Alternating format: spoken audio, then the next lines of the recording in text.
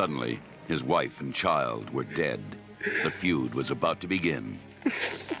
Hound this Wales to kingdom come. Because of what you did here today, I've got to kill that man. Well, he'll have to run for it now. And hell is where he's headed. Welcome back to Review Lens. We are in Missouri today and ready for a Missouri boat ride.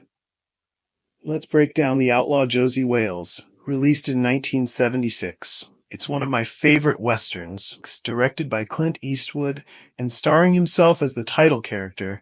It's probably one of the most quietly devastating revenge westerns of all time, and also one of the most human. This isn't a movie about winning. It's a movie about trying to survive with your soul intact after you've already lost everything. Josey Wales is just a quiet Missouri farmer when the movie opens. He's not a warrior, not a gunfighter, just a man digging his land. But then the war comes to him. Union raiders, known as Redlegs, kill his wife, his son, burn his home, and something inside him shuts off. You don't hear him cry, you watch him sharpen a blade. That's it. From there, the film shifts. Josey joins Confederate guerrillas, fighting long after the war is technically over. And when those outlaws try to surrender, they're tricked, slaughtered. Josey survives. And now everyone, the Union, bounty hunters, old comrades, all have one thing in common. They're looking for this man. That's the setup most revenge flicks would use to launch bodies into rivers. But Wales doesn't roll like that. Yes, he shoots. Yes, he survives gunfights and even spits tobacco juice with the timing of punctuation marks. But where most movies about vengeance glorify the brutality, Josey Wales gets tired of it. And that's where this movie becomes something more. Because as he runs, from Missouri to Texas to Mexico, he keeps collecting people. Strays, survivors. A Cherokee grandfather named Lone Watie, played brilliantly by Chief Dan George, who brings genuine warmth and timing to the movie. His delivery is dry, soulful, and so good that some critics said he nearly steals the film from Eastwood. And honestly, he kinda does.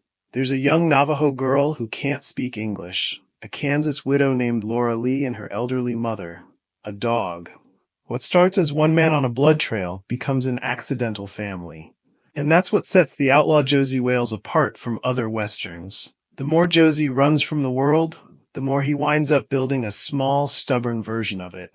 Not on purpose, just by keeping people alive.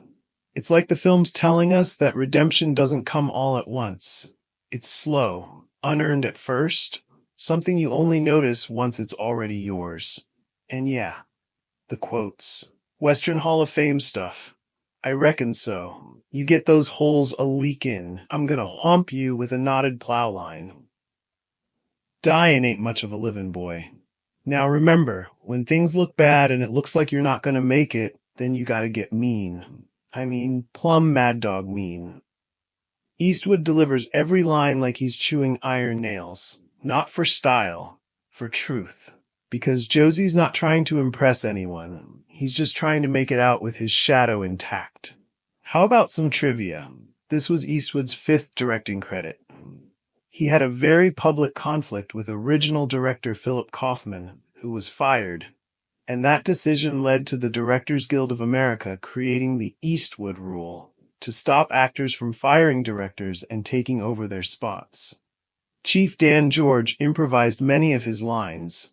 According to cast accounts, he would often just rework dialogue into his own cadence, and always nailed it in one take.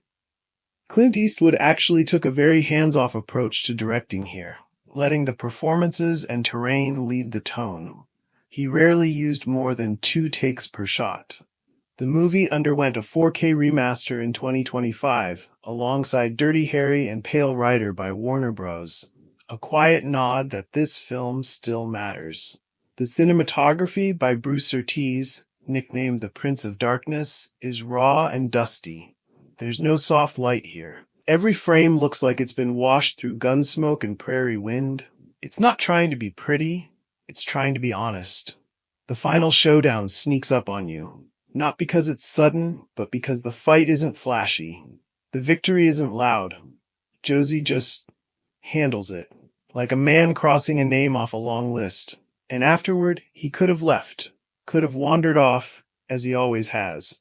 But instead, he stays. And in one of the best final beats in Western history, a character in the saloon lies to the authorities to end Josey's story. He says Josey Wales is dead, and Josey walks away alive, finally at peace. The Outlaw Josey Wales is about grief, not glory. It's about revenge, and then about what's left after revenge loses its flavor. It's not a story about surviving gunfights. It's about surviving yourself. And when the dust settles, you realize the movie isn't about a killer. It's about a man trying to remember how to live. Josey still hits hard, and to this day, he still rides alone. So, that's it for Josey Wales. This is one of Eastwood's best. Do you agree? Leave a comment for us and tell us your opinion. And thanks for watching, and don't forget to like, share, and subscribe for more reviews and deep dives into great movies. And as always, see you on the next one. Save us a balcony seat and extra butter on the popcorn. Well, the one that everyone's so scared about. Yeah. We got the Josey Wales, Abe. We got reward money coming. You're wanted, Wales. You a bounty hunter? Man has got to do something for a living these days. Dyin ain't much of a living, boy.